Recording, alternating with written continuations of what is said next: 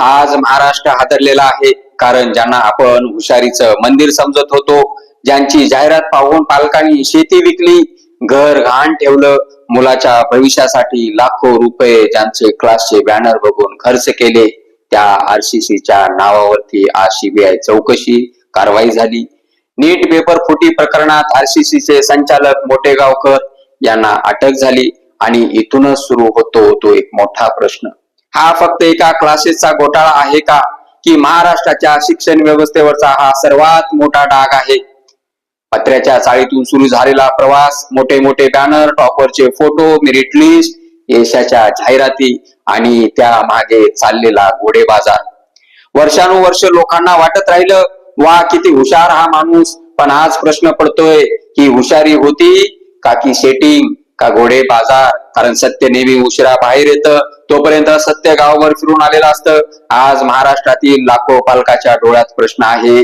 ज्यांनी प्रामाणिकपणे अभ्यास केला, रात्रभर जागून मेहनत घेतली, त्यांच्या स्वप्नांचं काय?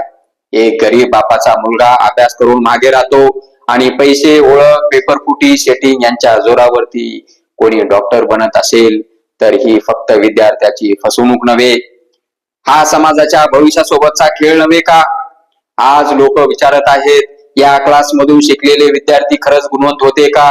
की जिथे जिथे यांनी प्रवेश घेतला तिथेही हे प्रामाणिकपणे अभ्यास करत असतील का?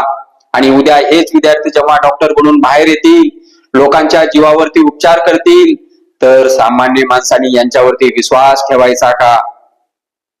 कल्पना करण्यासारखा आहे.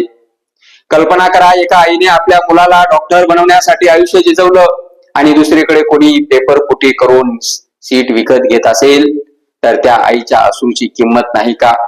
सरकारला माझा प्रश्न आहे, इतक्या वर्षापासून हे सुरू होतं, मग प्रशासन झोपलं होतं का? विद्यार्थ्याच्या भविष्यासोबत बाजार मांडणाऱ्यावरती कारवाई इतकी उशिरा का?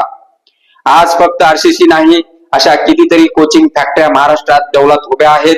शिक्षणाच्या नावाखाली व्यवसाय, पालकाच्या भावनावरती मार्केटिंग आणि विद्यार्थ्याच्या भविष्याचा सौदा.